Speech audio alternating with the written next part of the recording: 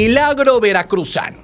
Durante muchos años, cuando se hablaba de las finanzas de Veracruz, la conversación no era precisamente cómoda. El Estado cargaba con una fama complicada: deuda elevada, pasivos acumulados y observaciones constantes en los análisis financieros sobre las entidades del país.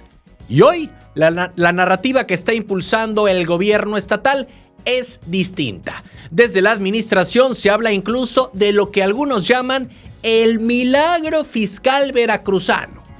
Una transformación que busca mostrar que las finanzas públicas del Estado han tomado otro rumbo. Y es que, de acuerdo con los datos difundidos por el propio gobierno, Veracruz habría logrado reducir su deuda bancaria en alrededor de 42%, una cifra relevante si se considera el nivel de endeudamiento que el Estado arrastró durante varios años. Pero el ajuste no solo habría pasado por recortar deuda, también se reporta la liquidación de pasivos históricos con el SAT y el ISSSTE, compromisos que durante mucho tiempo presionaban el flujo financiero del Estado y representaban contingencias importantes para las cuentas públicas. La estrategia ha sido encabezada desde la Secretaría de Finanzas por Miguel Reyes Hernández, uno de los colaboradores cercanos de la gobernadora Rocío Nale. Y desde Cefiplan se impulsó una política que el propio gobierno describe como desapalancamiento financiero, que combina renegociación de tasas con la banca, control de gasto corriente y fortalecimiento de la recaudación estatal. La apuesta ha sido ordenar las finanzas sin contratar nuevos créditos. Uno de los efectos que el gobierno estatal destaca es la reacción de los mercados. Agencias calificadoras como Fitch Ratings y Moody's local mejoraron la calificación crediticia de Veracruz, lo que en términos financieros significa que el Estado es visto hoy menos riesgoso para los inversionistas. Y ese cambio en la percepción también se conecta con otro dato que ha comenzado a presumirse desde la administración estatal. Veracruz aparece actualmente como segundo lugar nacional en captación de inversiones, solo por detrás de la Ciudad de México. Así el dato revelador. Con este escenario, el gobierno busca posicionar al Estado como un destino atractivo para el nearshoring, es decir, la llegada de empresas que buscan instalar operaciones cerca del mercado estadounidense. Y el argumento es que con una hacienda pública más ordenada, Veracruz puede destinar más recursos a infraestructura estratégica en lugar de concentrar gran parte de presupuesto en el pago de intereses o pasivos heredados. Dentro de ese discurso aparece también lo que algunos funcionarios han comenzado a llamar el modelo Veracruz. Un modelo, una estrategia que, según se ha explicado, se sostiene de tres pilares: mejorar la recaudación sin aumentar impuestos, renegociar las condiciones de la deuda con la banca y mantener un control estricto del gasto corriente. La idea es que esos ajustes permitan liberar recursos para obra pública y proyectos de desarrollo. Sin embargo, como suele ocurrir con los temas financieros, el verdadero reto no está solo en los indicadores o en las calificadoras de las agencias. La prueba real será que ese orden en las cuentas públicas se traduzca en infraestructura, inversión y crecimiento económico que se refleje en la vida diaria de los veracruzanos. Por ahora, lo cierto es que Veracruz intenta cambiar la conversación sobre sus finanzas de un estado que durante años parecía en los diagnósticos como un problema financiero a uno que ahora busca presentarse como ejemplo de disciplina fiscal. ¿Cansados de las mismas noticias de siempre? ¿Con los mismos de siempre? Aquí lo contamos sin rollos, directo y diferente. Dale click a la campanita, suscríbete y entérate de lo que de verdad está pasando en Veracruz y en la política. Noticias locales. Super Nale contra extorsión. En Veracruz se está moviendo una narrativa delicada. Desde el gobierno estatal aseguran que la extorsión bajó más de la mitad. Y eso de entrada suena como una noticia que cualquiera quisiera creer. Aparte, pues atendemos delitos de otro impacto, si son extorsiones.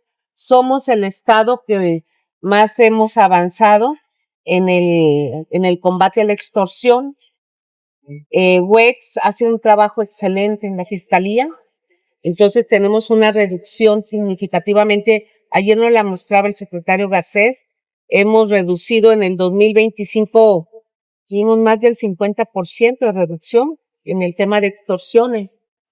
Se implementaron operativos, se han cancelado líneas telefónicas donde provienen las extorsiones. Esto se ha hecho un gran trabajo. Pero aquí el punto no es solo el anuncio. El punto es si en la calle, en el local, en la fonda, en el mercado y en el teléfono, esa baja ya se siente de verdad. Porque una cosa es lo que dicen las mesas de seguridad y otra, la sensación con la que vive la gente todos los días. Rocío Nale puso sobre la mesa que sí hay resultados y que parte de esa reducción viene de operativos coordinados y de una medida muy concreta: cancelar líneas desde donde salen llamadas de extorsión. Y eso habla de algo importante. El problema no parece ser la intención, el tema está en la operación, porque cuando se aprieta una parte del mecanismo, se puede contener el delito. La pregunta es si alcanza para frenarlo de fondo o solo moverlo de lugar y de forma. Porque la extorsión no lastima únicamente por dinero, lastima por el miedo. Rompe rutinas, cambia horarios, obliga a desconfiar y le mete presión al pequeño comercio que en muchos casos ya viene sobreviviendo con lo justo. Y ahí está el filo del asunto, porque si el delito baja en los reportes, pero la gente sigue contestando con temor o colgando por sospecha, entonces todavía hay una distancia entre el dato oficial y la tranquilidad real. Y esa distancia también cuenta políticamente. Rocío Nale también reconoció el trabajo de la Fiscalía y de las corporaciones que participaron en estas acciones. Y eso manda una señal de coordinación, que en seguridad siempre se presume porque cuando cada quien jala por su lado, lo que aparece es el desorden. Y justo ahí está otra lectura, porque la crítica no viene de afuera. Muchas veces desde dentro del propio movimiento se reconoce que el reto no era arrancar, sino hacer que la maquinaria responda parejo en todo el estado, sin huecos, sin regiones olvidadas y sin reacción tardía, que es lo más importante. También se metió otro tema en la conversación: el papel de las familias y la prevención entre jóvenes, sobre todo frente al consumo de drogas. No es un asunto menor, aunque tampoco conviene usarlo como explicación automática de todo lo que pasa. Porque si algo desgasta a la ciudadanía es cuando un problema concreto termina diluyéndose en discursos demasiado amplios. La extorsión tiene rutas, tiene métodos, víctimas y operadores. Y para bajarla de verdad, se necesita constancia, no solo anuncios que suenan bonito. Entonces sí, el mensaje es fuerte. En Veracruz dicen que la extorsión cayó de forma importante, eso en el papel pesa, pero la prueba real no está en la mesa de seguridad, sino en la calle, donde la gente sabe perfectamente cuando un delito retrocede y cuando solo se esconde. Noticias locales.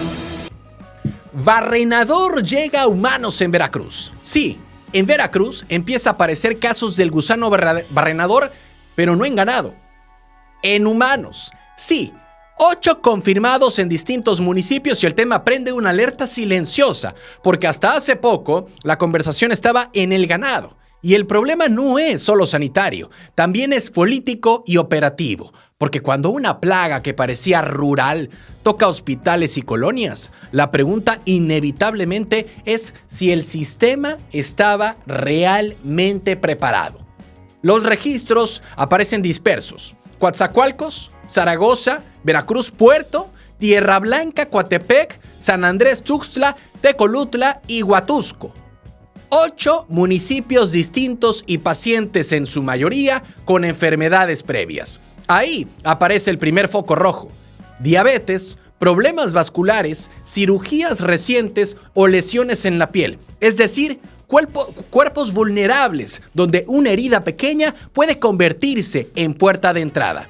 La miasis ocurre cuando una mosca deposita huevos en heridas abiertas. Las larvas nacen y empiezan a alimentarse del tejido vivo. Y suena brutal, pero médicamente es un proceso conocido. El detalle es otro. México ya venía viendo reparaciones del gusano barrenador en animales, sobre todo en ganado, pero lo que ahora inquieta es el salto visible hacia personas. En Veracruz la discusión no parece estar en si existe el problema, Eso ya está documentado. El tema empieza a moverse en cómo se detecta, quién lo reporta y qué tan rápido se atiende. Porque cuando la mayoría de los pacientes termina hospitalizada, algo más está diciendo la estadística. Y no solo habla del parásito, también habla de diagnóstico tardío. Desde dentro del propio sector salud se reconoce que estos casos suelen comenzar con heridas menores que nadie vigila, una picadura, una úlcera, una raspadura mal cuidada, y en regiones húmedas, con calor constante y zonas rurales cerca, la mosca encuentra condiciones perfectas. El problema no parece ser la intención de atender, sino la velocidad de reacción, porque hoy Veracruz suma 8 casos humanos y el número todavía es pequeño. Pero la señal ya está encendida. La pregunta que empieza a rondar en clínicas y comunidades es muy simple. Si el gusano ya llegó a las personas, ¿qué tan vigiladas están las heridas cotidianas? Noticias locales. Alerta en playas de Boca del Río. Playa Tortuga en Boca del Río amaneció con manchas de hidrocarburo en la arena. Y el problema importa porque ya no se ve lejano. Ya tocó una de las zonas más visibles de la zona conurbada. Lo delicado no es solo el chapopote sobre la playa. Lo delicado es que esto confirma que la mancha siguió avanzando y que el mar empezó a repartir el daño. La gente que pasó por la zona reportó residuos extendidos por varios metros, arrastrados por la corriente. No fue un punto aislado, no fue una simple marca, y eso cambia todo. Porque cuando el material aparece así, disperso y constante, la pregunta deja de ser si llegó. La pregunta real es hasta dónde más se metió y quién está midiendo eso. Antes de ese hallazgo, pescadores del puerto ya habían advertido una mancha en el muro de pescadores. O sea, las señales venían caminando y el mar ya estaba avisando. Entre ese punto y Playa Tortuga hay varios kilómetros, pero el problema no parece ser la distancia. El tema está en la movilidad del hidrocarburo y en la velocidad de respuesta. Mientras tanto, los pescadores siguen atentos pero sin parar actividades. Y ahí aparece otro ángulo incómodo. Aunque el riesgo está presente, la economía diaria no da permiso para detenerse. Y eso también retrata la realidad de la costa. La alerta existe, pero la vida sigue. Nadie puede bajar la cortina solo porque la mancha viene flotando frente a todos. El ayuntamiento de Boca del Río ya entró con limpieza y pidió a la población reportar nuevas zonas afectadas. Las ganas están, pero la maquinaria no responde al tamaño del problema. Porque una cosa es retirar residuos de la orilla y otra muy distinta, contener un avance que ya recorrió distintos municipios y que sigue dejando rastros donde toca tierra. Lo que empezó más en el sur ya alcanzó Alvarado, Veracruz y Boca del Río, pasando por varios puntos de la costa. Y ya no es una postal aislada, es una franja en vigilancia lo que se está viviendo. Y aquí viene la parte de fondo. La crítica no viene de afuera, viene de lo evidente. Porque si el mar ya conectó todos esos puntos, entonces la pregunta es, ¿qué tanto falta por aparecer? Noticias locales. Cae roba Oxxos en Veracruz. En Jalapa cayó un presunto ladrón que, según la fiscalía, llevaba rato moviéndose entre negocios de todo tipo, desde tiendas Fasti hasta sucursales de Coppel. La detención ocurrió en la zona de la Reserva Territorial y la acusación es robo agravado. Pero lo interesante no es solo el arresto, lo interesante es la lista de lugares donde presuntamente operaba, porque ahí aparece un patrón que muchos comerciantes reconocen. De acuerdo con la Fiscalía, Alfonso de Jesús N. estaría relacionado con varios robos en la capital. Tiendas de conveniencia, papelerías, negocios pequeños, incluso un taller de bicicletas. Y eso revela algo que en la ciudad ya se comenta desde hace tiempo: el robo al comercio cotidiano. No el gran golpe, no el asalto espectacular, sino el delito que va brincando de negocio en negocio.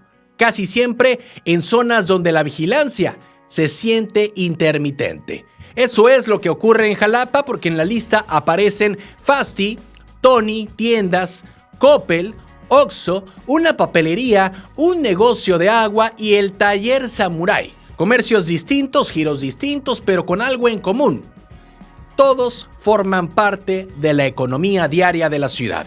Y ahí es donde el delito pega más fuerte, porque no necesariamente por el monto robado, sino por el desgaste, porque cada robo termina significando cámaras nuevas, rejas más altas, horarios recortados y empleos trabajando con más desconfianza. La fiscalía informó que la detención se realizó con una orden de aprehensión girada por un juez de control y que ahora el detenido fue puesto a disposición de la autoridad judicial para definir su situación legal. Es decir, el proceso apenas empieza, la captura es una parte del camino, pero el verdadero punto de presión viene después. Sostener las investigaciones, probar los casos y evitar que las detenciones se queden solamente en el anuncio inicial. Porque en ciudades como Jalapa, el comercio pequeño y mediano vive de la rutina diaria. Un robo repetido en una zona no solamente golpea a un negocio, termina alterando toda la dinámica del barrio. Por eso, estos casos suelen generar tanto eco entre comerciantes. No es únicamente quién robó, sino cuánto tiempo pudo hacerlo antes de que el problema terminara llegando a las autoridades. Ahora el expediente queda en manos del proceso judicial y ahí se sabrá si las investigaciones logran sostener todas las acusaciones, porque en seguridad, detener a alguien es noticia. Pero para la gente que abre su negocio todos los días, la verdadera señal de cambio aparece cuando los robos dejan de repetirse. Noticias locales. Jaguarundi en caja de zapatos. En una comunidad rural de Alvarado, un grupo de vecinos terminó resguardando a un pequeño felino silvestre dentro de una caja de zapatos. No era un gato doméstico perdido, era una cría de jaguarundi. El hallazgo ocurrió en Rincón de la Palma y rápidamente corrió de voz en voz entre los pobladores. Porque cuando aparece un animal así, la primera duda siempre es la misma. ¿Qué hace un depredador pequeño, todavía bebé, cerca de la gente? El jaguarundi, también conocido como gato moro u onza, pues es un felino poco común de ver. Tiene cuerpo alargado, patas cortas y una cabeza que muchos comparan con la de una nutria. En México está catalogado como una especie amenazada, no es un animal doméstico ni uno que normalmente se acerca a comunidades, por eso cuando aparece una cría sola suele significar que algo pasó en su entorno. Los vecinos decidieron no dejarlo ahí, lo resguardaron y contactaron a un ambientalista conocido en la región por atender rescates de fauna silvestre. Sergio Armando González, de la organización Earth Mission, recibió el reporte y se trasladó varios kilómetros en motocicleta hasta la comunidad para recoger al pequeño ejemplar. El animal fue entregado posteriormente a especialistas veterinarios para su valoración y cuidado y también se notificó a la Procuraduría Federal de Protección al Ambiente, como marca el protocolo cuando se trata de fauna protegida. Porque aunque el gesto de los vecinos fue rápido, el proceso después ya entra en terreno institucional. Llámese revisión médica, resguardo y posible rehabilitación. Este tipo de hallazgos no es tan extraño en zonas donde todavía conviven selva baja, manglares y comunidades rurales. A veces los animales jóvenes se separan de sus madres o terminan cerca de caminos y viviendas. Lo interesante aquí es la reacción, porque en lugar de intentar quedárselo o venderlo, los pobladores decidieron entregarlo para que recibiera atención. Así que la escena es casi simbólica. Un felino salvaje, diminuto, viajando dentro de una caja de zapatos por caminos rurales de Veracruz. Y al mismo tiempo deja una pregunta abierta. Si estas crías empiezan a aparecer cada vez más cerca de las casas, ¿qué está pasando realmente en el monte que está quedando detrás? Noticias locales. Sargazo revienta en Veracruz. La playa Martí, en el puerto de Veracruz, amaneció cubierta de sargazo en una franja del litoral. Y el detalle importa porque no apareció en cualquier punto, sino en una de las zonas más transitadas del Boulevard Ávila Camacho. Lo que la gente vio fue una orilla teñida de marrón, con montones de alga acumulándose frente al mar, y no es un fenómeno nuevo en el país, pero en esta zona del Golfo todavía llama la atención cuando aparece así, de golpe. El recale ocurrió a unos metros de la Plaza de la Soberanía, donde está la asta bandera, es decir, justo donde el paseo costero se mezcla con turismo, corredores, familias y visitantes. Y ahí el contraste fue evidente. arena cubierta de restos orgánicos y el olor típico del sargazo cuando empieza a descomponerse. Ese es el punto donde el fenómeno deja de ser natural y se vuelve incómodo para la ciudad. El sargazo es una macroalga que normalmente flota en el océano en grandes manchas. El problema empieza cuando las corrientes y el oleaje la empujan hacia la costa. Y aquí entra el contexto más amplio.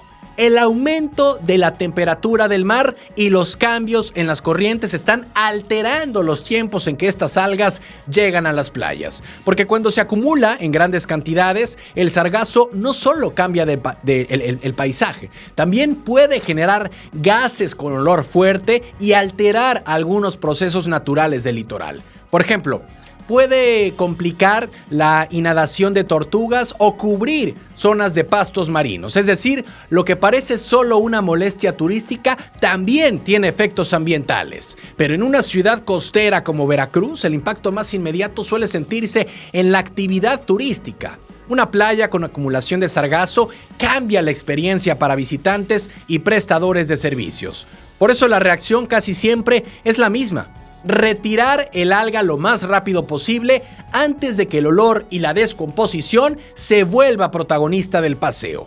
El fenómeno no es exclusivo de Veracruz. En el Caribe mexicano ya se habla de una temporada adelantada y con mayores volúmenes de sargazo. La pregunta ahora es si lo visto en Playa Martí fue un recale aislado o la señal de que algo más grande podría empezar a aparecer en las costas del Golfo.